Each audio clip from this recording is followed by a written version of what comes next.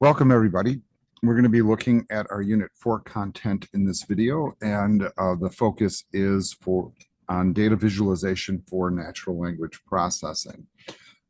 Just a really quick recap on some of the stuff we looked at in the previous weeks, and you can read these bullet points on your own, so I don't have to repeat them to you. But this is basically what we focused on last week.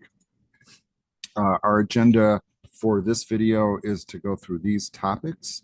So a lot of talk about data visualization, what it is, its importance, how we use it for NLP. We will look at this concept of what we call n-grams, name entity recognition, topic modeling, and topic complexity.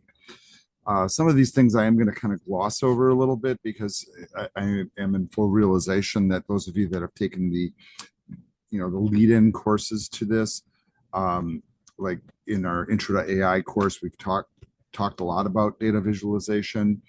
And also, given the fact that most of you are also in the AI data analytics degree program here, you also have a healthy dose of it given your other courses. So I don't want to belittle those things.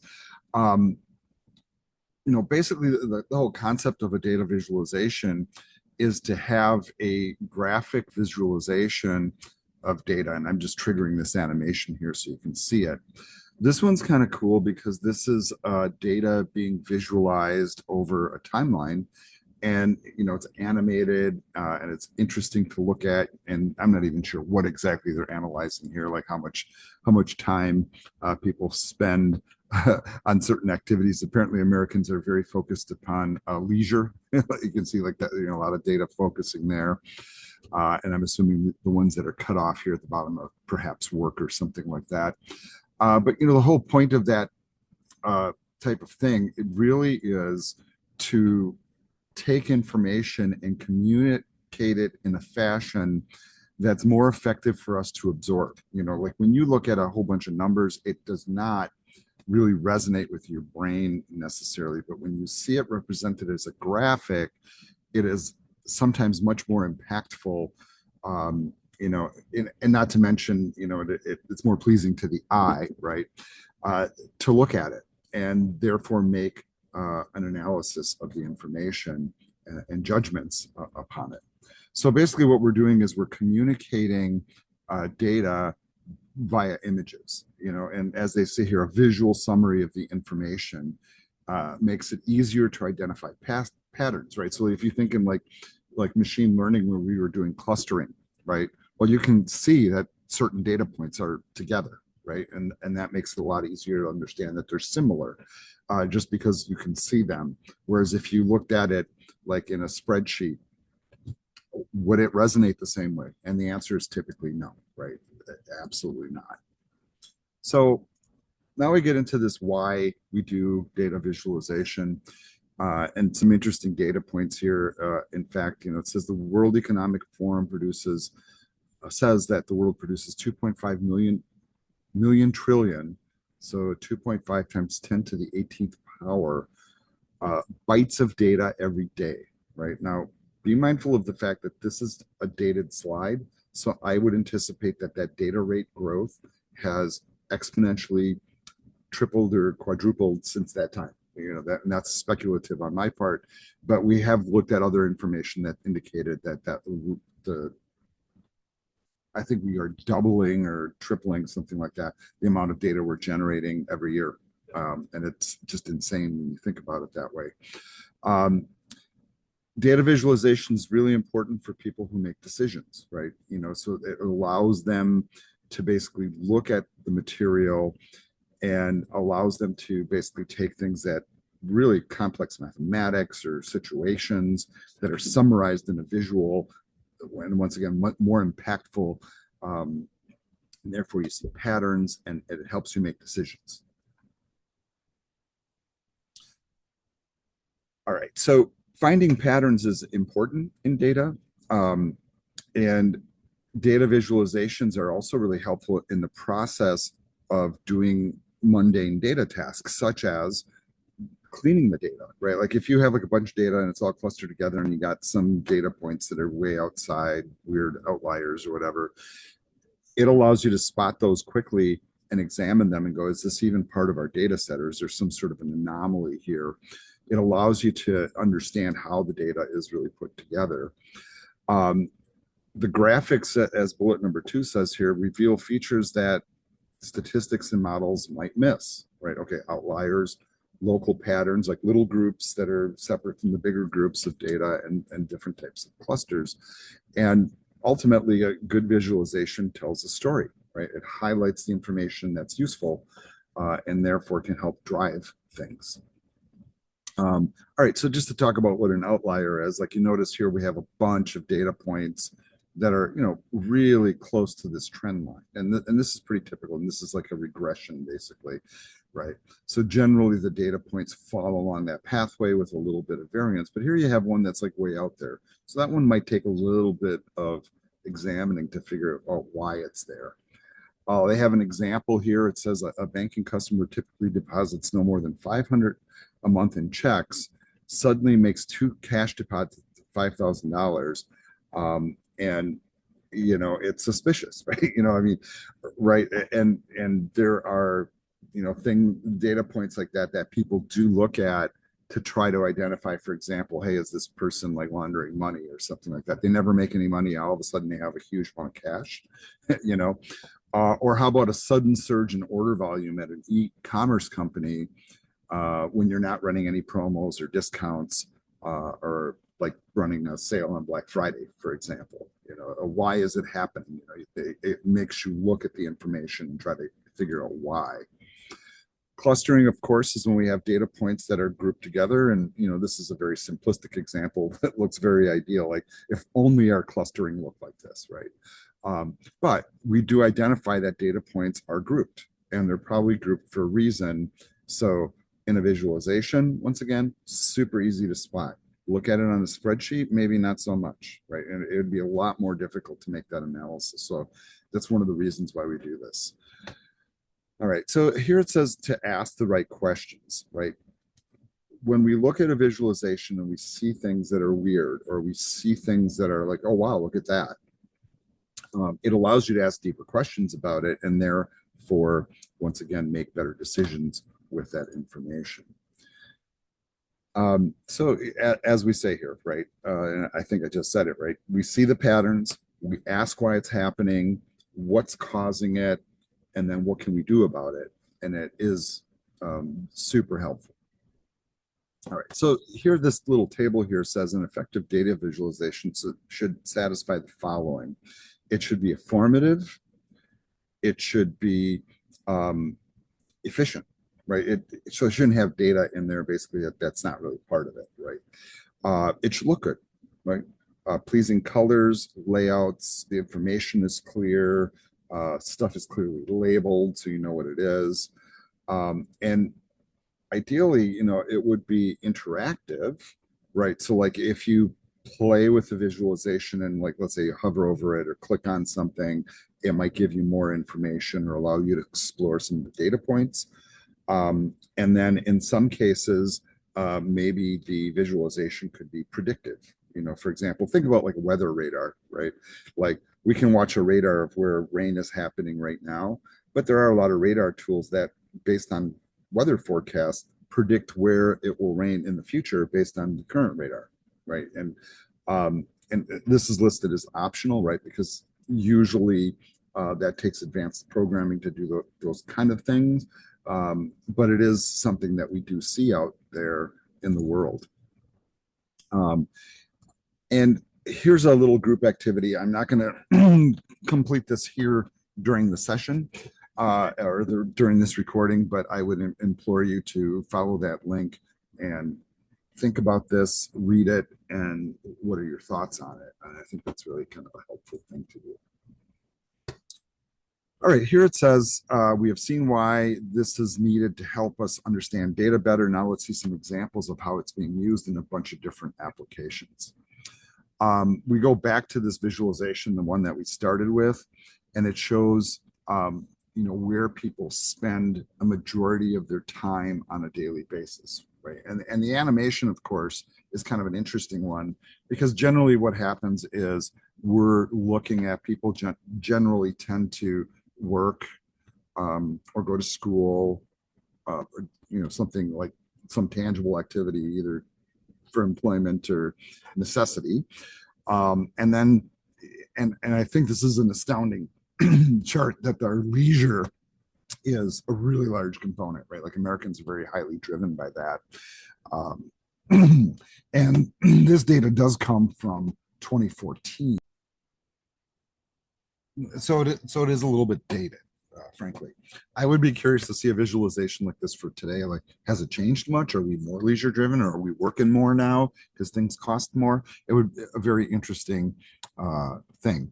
I noticed that we don't have a lot of time sleeping, and that in principle should be a third of our day, right? Like 8 hours of sleep is considered pretty normal, and apparently people don't sleep enough. How I would read that graphic, honestly.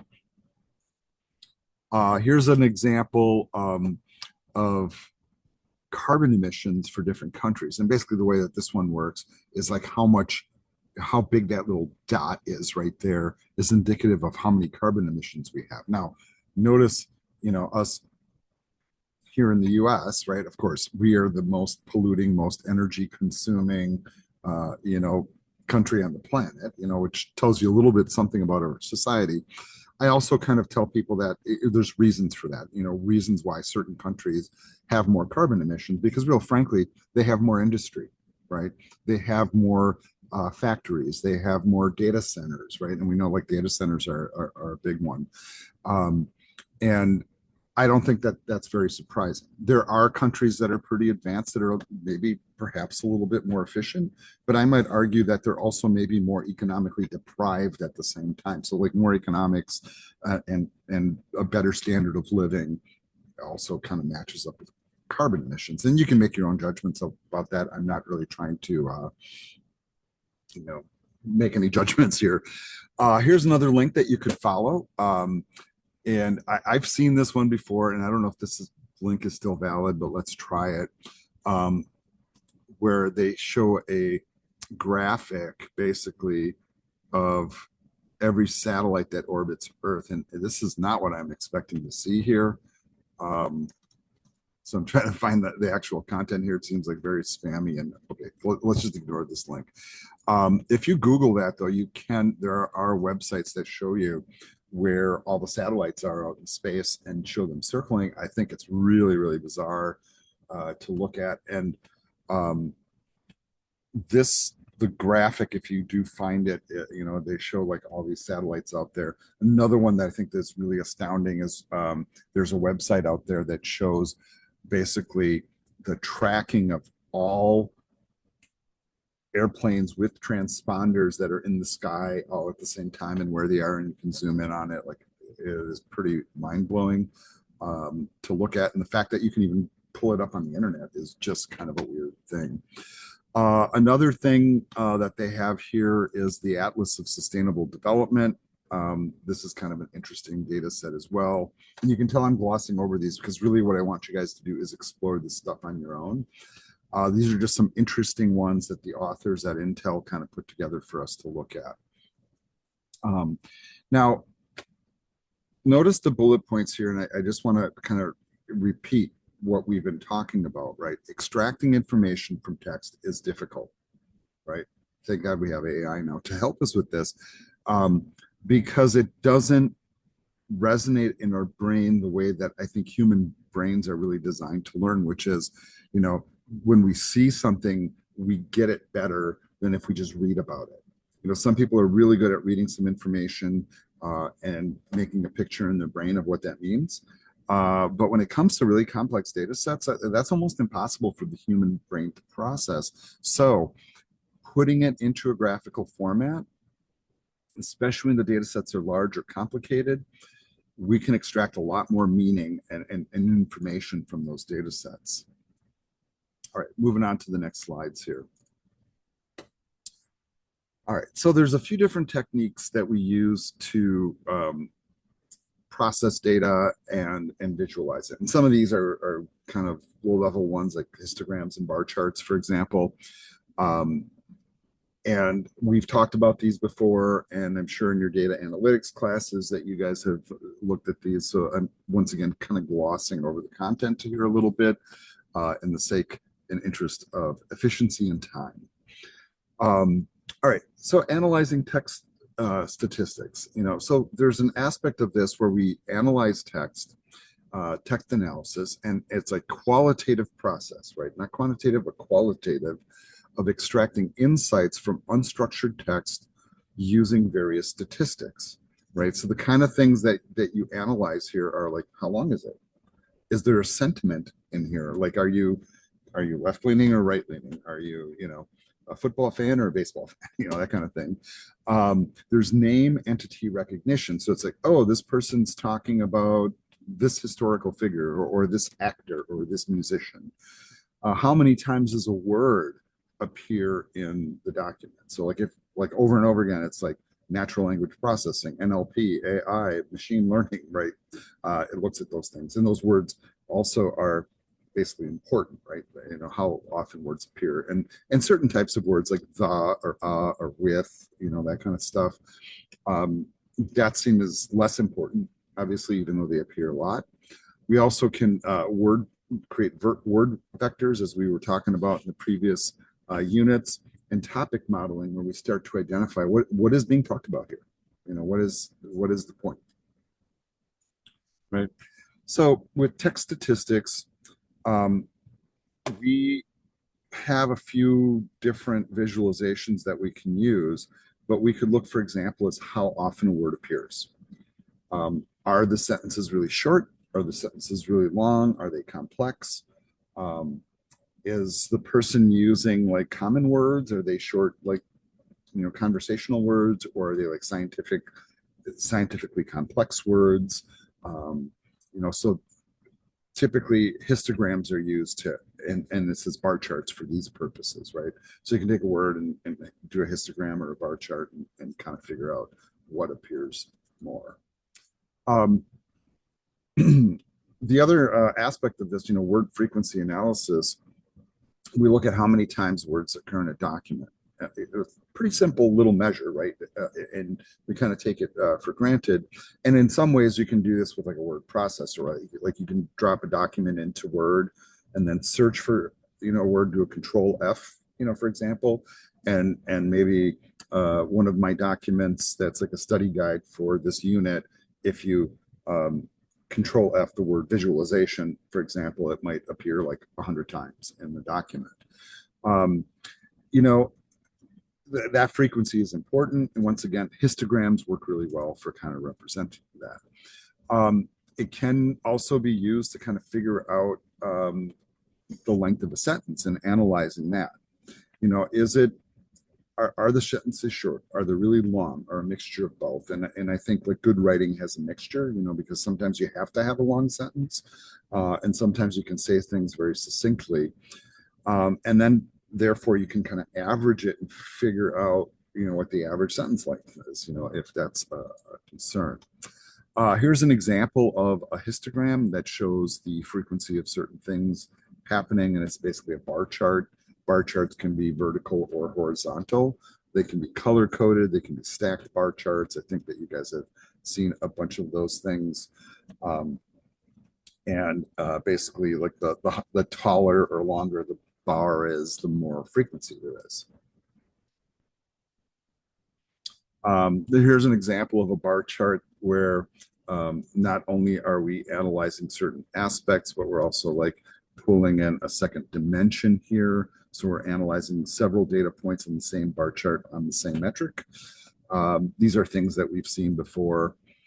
Here's another one that we've seen a lot in the modern era. And I think this has faded a little bit in popularity, but I still see them out there. The word cloud technique, where basically you can take like a document or text or whatever, and whatever word appears a lot in the document is larger and more prominent in the word cloud, right? And we've seen how that works. And there's libraries and programming that do that. See lots of websites do that, or used to. You can use this, of course, in a number of different ways. I think the document summarization is kind of a neat one, right? Like if you take your documents and put it into one of those word cloud apps online, and I'm like, oh man, I really say the word, you know, NLP a lot or whatever. Um, but notice like the second bullet, and I think this is kind of interesting. And I always try to coach my students, like when you are applying for a job, you know, for example, like I tell like my web developer students, hey, if you're applying for a job as a web developer, make sure you put the word HTML, CSS, and JavaScript on your document. If you're applying for a job as a data analyst or AI person, make sure you talk about artificial intelligence and machine learning and natural language processing and Python and et cetera, right? And those words should be on your resume because maybe they're filtering it based on some engine that is doing this basically. Like, okay, well, how many times do they say, you know, NLP or, you know, in their thing, and so you can get through the filters. Um, there are tools out there that you can use that are free, and I know we've experimented with some of these before, so I'll just kind of gloss over this a little bit. So explore that as you will. There are also Python libraries that allow this to happen too, that you can explore.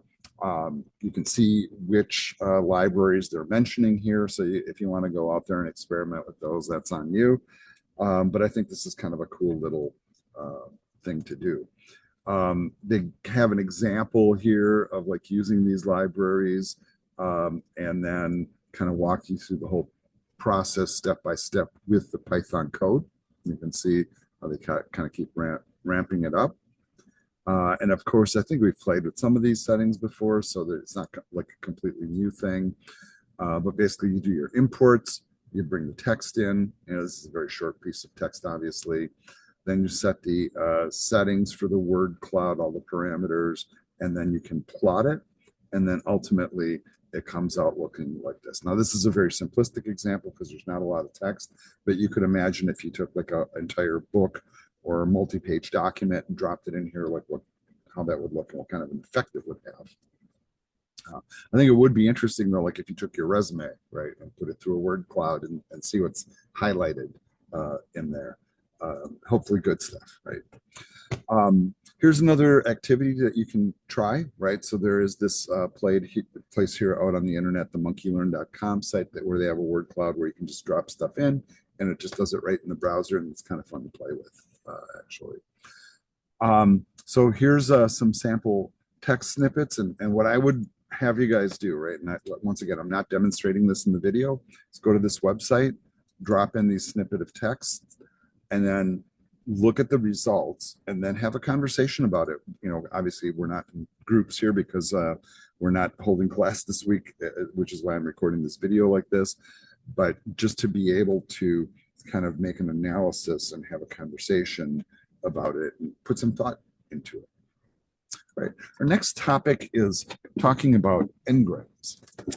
And really the whole point here is to understand that there's a bunch of different ways to look at text in this area. N-grams are probably one of the more prominent one, arguably one of the more important ones. Okay, so what is an n-gram then, right? An n-gram simply means a sequence of n words, an unknown number of words, basically, like the number n in, you know, math. Here's some examples. The latest discovery is a 2-gram, right? It has a sequence of 2 words. Advances in NLP is a 3-gram, and so on. So, in other words, n in n-gram means, well, however many words you throw at it. So n becomes that number, basically. It's just a little nomenclature here. Use them for a bunch of different reasons.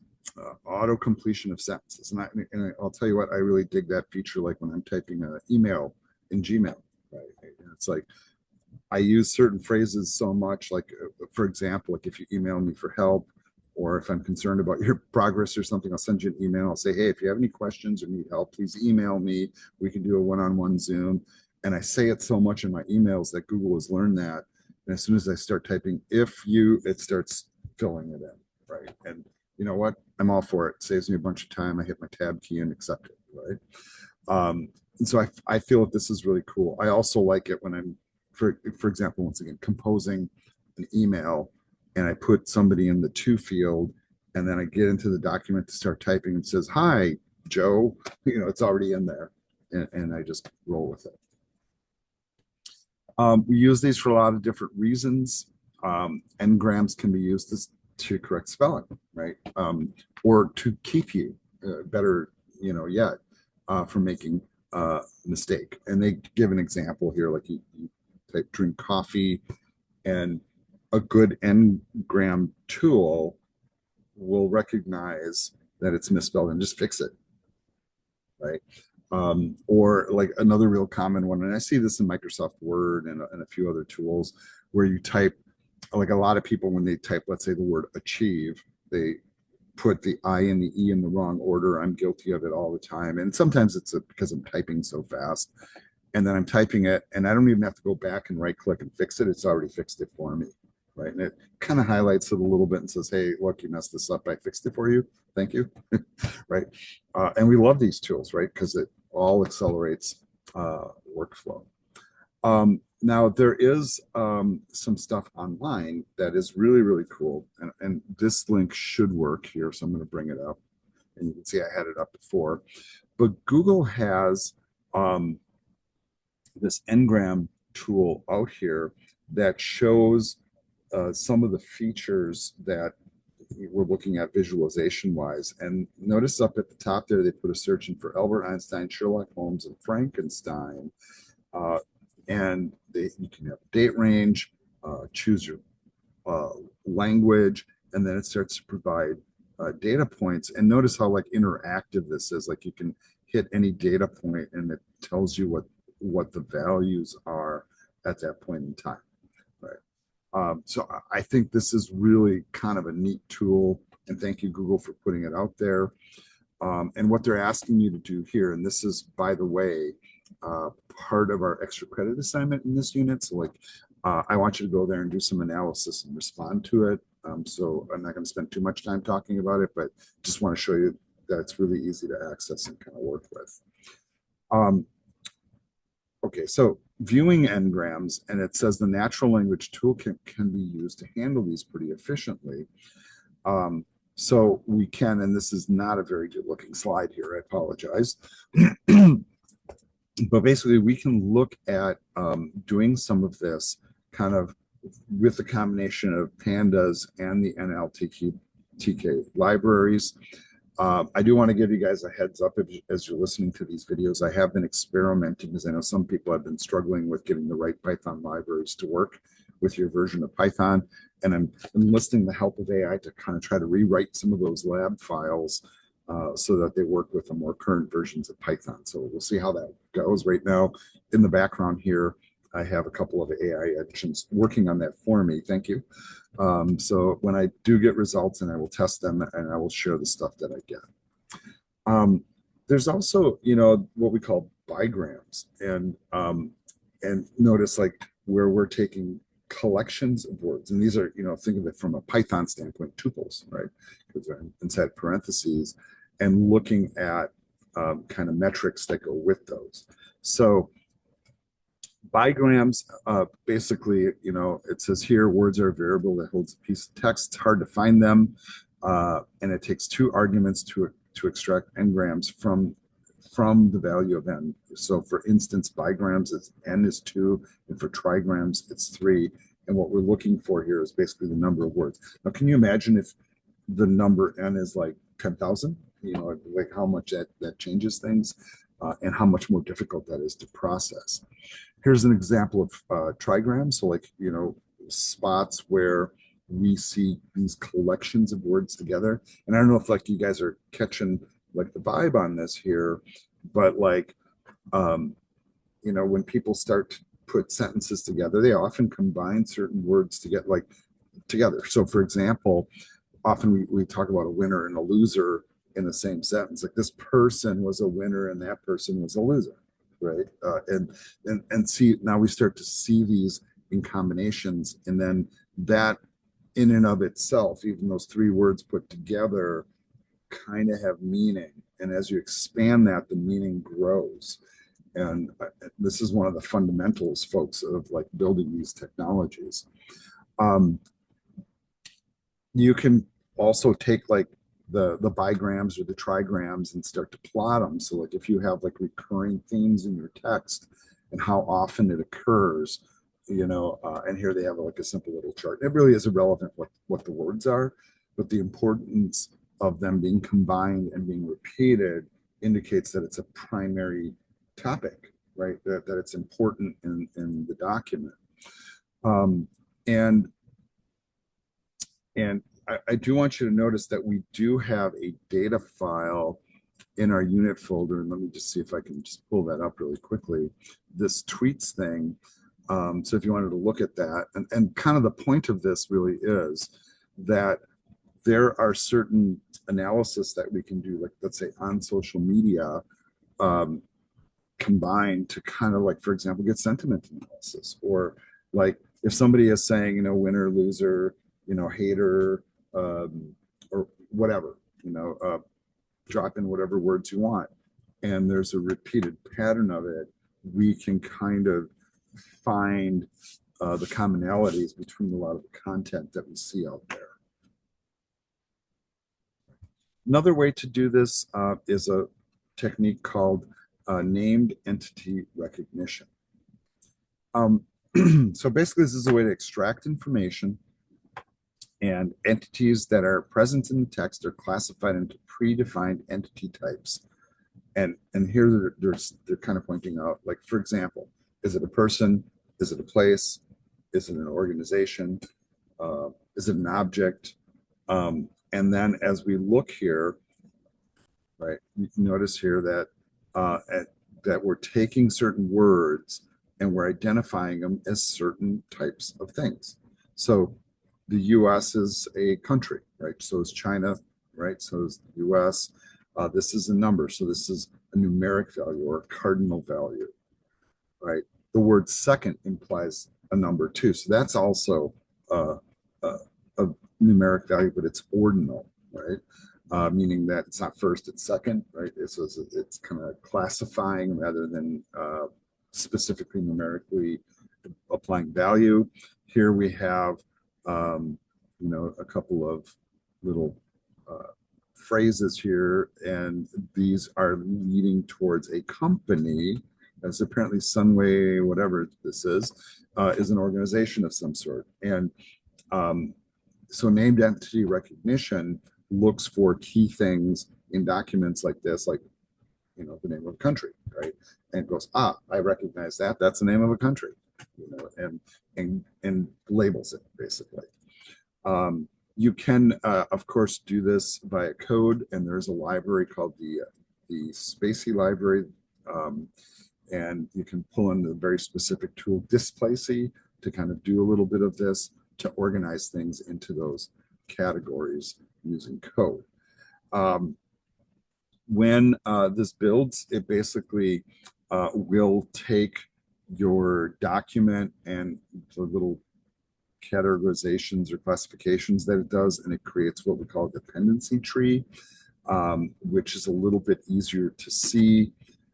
And so in other words, you can take a sentence and then it can figure out, okay, what is a predicate, what is a verb, what is a whatever, and kind of organize the sentence and which thing forms the subject, or which thing forms an action, or which words are combined together to have meaning. So for example, like schedule refers to today.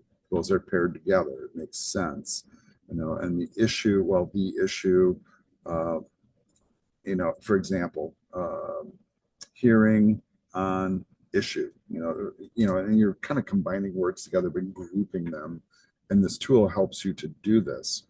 So another little activity I'd like you to try is to go to this website, drop in a sentence, and then have it identify a part of speech, right? And then see how this applies with this tool, so you can get kind of like what it does, kind of pretty quickly and simply. And I suppose I can go there and do, so they have like, for example, today is a rainy day, which is good. for studying NLP. And so we can submit, and then it breaks it down, and notice like little charts down here how it breaks it down. Now there's obviously NLP algorithms running in the background, but this is a public facing tool anybody can use, and it's free, and it works pretty darn well. So if you wanted to like break a sentence apart, this gives you an example of how our generative AI engines break apart our speech and figure out what's important and what's not.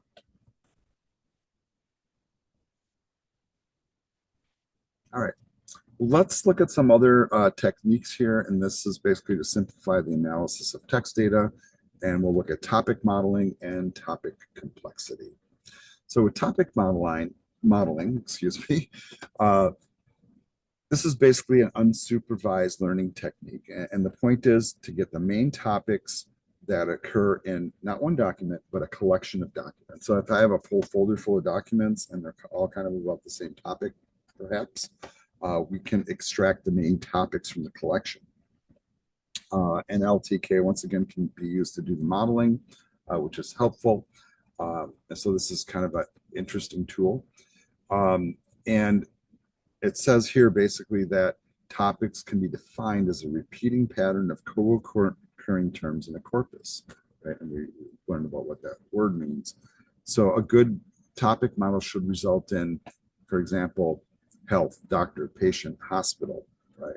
For a topic in healthcare, and farm, crops, wheat for a topic in farming. You see what I mean? You know, there's a grouping or a theme that's picked up on as we kind of move forward. We can take the topics and we can model them and graph them, and you can see how clusters start to form, and these are color-coded clusters, and that can be visualized. You know, so we can take topics from documents or collections of documents, analyze them as data, and then put that data out on the screen, so you can kind of see those clusters and make analysis. All right, so next thing that we're going to do is we're going to figure out the complexity of the text data. All right, so this deals with basically how readable or unreadable, maybe is a better way to say, a piece of text is, and what type of reader can fully understand it. And I want you to notice there's a couple different readability tests that they're pointing out here. So one is the automated readability index.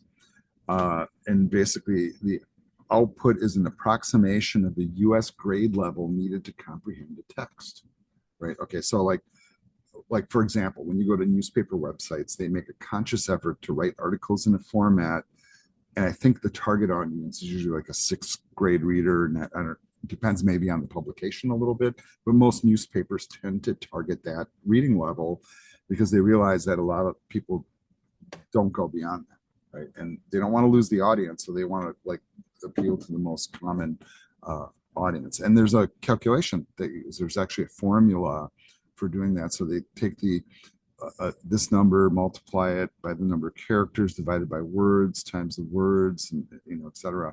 And so there's a numeric formula for calculating it, and it gives you a score, and then they figure out the grade level based upon that. It's not just that, you know, hey, this sounds like what a sixth grader would want. No, they have a formula that determines that. So they try not to throw too many complicated words at you. There's also the Flesch reading ease tool, FRE. And it says higher scores indicate materials easier to read, lower numbers mark it harder to read passages, right? So like college level or, you know, advanced basically will get a really low score under 30. High school level, 50 to 60, which is kind of somewhere in the middle. And then, you know, 60 or above is like fourth grade reading level or below, right? And you can imagine a lot of people don't go to college and don't really get really deep into this stuff. So we can determine that as well. Sort of similar calculations, but this is a score that places it on this chart. This one would actually give you a value of like, oh, this is the sixth grade level or seventh grade level, you know, numerically. A couple of other ones here. There's the Flesch-Kincaid grade level tool, results in a number that corresponds with the US grade level. Once again, there's a formula. There's also the Gunning Fog Index, is a number that corresponds with grade level once again, and notice the formula for that one. All right. This one is, I'd say one of the simpler formulas to look at, just because there's not like really weird numbers in it, right? Like these are weird fractional values, and I'm not really sure how they determine what these values should be, probably with a machine learning model. But I like this one for its simplicity, basically. All right. So basically, these tools can be used to kind of take the complexity of data, convert it to some sort of a score, and then determine how complex or simple it is, in essence. And this is pretty helpful. I mean, really, right? Think of like the application just in learning alone, right? Or like my example of like how newspapers target certain audience levels so they don't lose everybody in the process. All right, now it says, let's explore the remarkable visual and inference capabilities of large language models and how they can be applied in visualization tasks. Right. So large language models, all right, it's an extension of what we're learning here, outperform NLP processing methods in pictorial inference, right? They can reliably create visualizations from natural language queries, even when the queries are significantly misspecified and underspecified, right? I do still think that even with large language models, and what we're talking about here is Gen AI, folks, the better your prompt is and more specific, the better your output. Right. But the models have gotten better over time and taking like basically a not well worded question and still giving you good results. I do argue though that better prompts lead to better outputs. So this strategy, it says, reduces the NLP system development costs and improves visualization inference compared to handcrafted grammar rules and customized models, which is true, because it's automated basically. Large language models are new, and I always keep in mind these slides are a little bit dated. I mean, we're fully into the AI era now, and there's many models, and they keep growing. And even though the performance capacities are limited, I'm finding them to be less the case more and more as I kind of explore this stuff. Benefits for using large language models, basically. There's more accuracy. It's more efficient. It's more user friendly. It tend to be pretty flexible, and you can get data based upon that. And they're using these as our examples here. All right, so there's another tool that we're going to explore called Viz GPT, and it basically allows us to take LLMs and generate visualizations from them. And they're trying to make it really exciting here because apparently at the time they did this, it was completely brand new. But this is another one of these activities I want you to explore here. So I want you to hit that QR code or just hit the link here. And it will show you kind of what they mean. I'm just going to follow the link real briefly, just to kind of hit the site so you know you're going to the right one. And they have some really basic examples here just to let you see kind of how it works. What I do want you to do is come in here and notice they do have a data file attached that you can work with.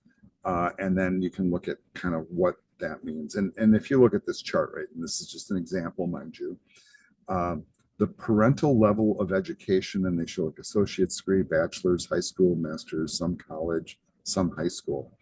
And then it's all color coded here on the chart. And I think, and I say this to my students all the time, right? Like when you get to higher level degrees, even any college degree, right? You really kind of start to discover that in the population, not a lot of people have them, right?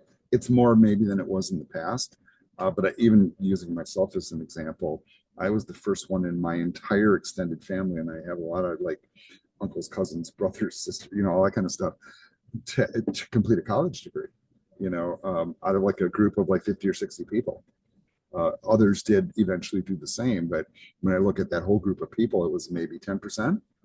And that's kind of indicative of society, right? Kind of interesting to think about. So you can do this on your phone, or you can do it, frankly, through the computer, like I was just doing. But you can dig into the site and play with stuff, and I think you can throw your own data in there as well. We're at the end of the PowerPoint here and the end of the lecture materials for this unit, but here's some thoughts that you might want to reflect upon. Like, how might you use Ngram every day? And I think I gave some good examples of that. And what might be some real world applications of text complexity algorithms? And I can think of a whole bunch of them in education and, like, once again, in like publishing content out to the world. All right. For the sake of giving props here to the people that put this together, here's a bibliography of where a lot of the information came from, so you can backtrack it if you wish. Please be mindful of the fact that some of it's dated and there's probably newer information out there that's better. And the second page. So this recording ends here, and thank you for watching, and we'll see you next time.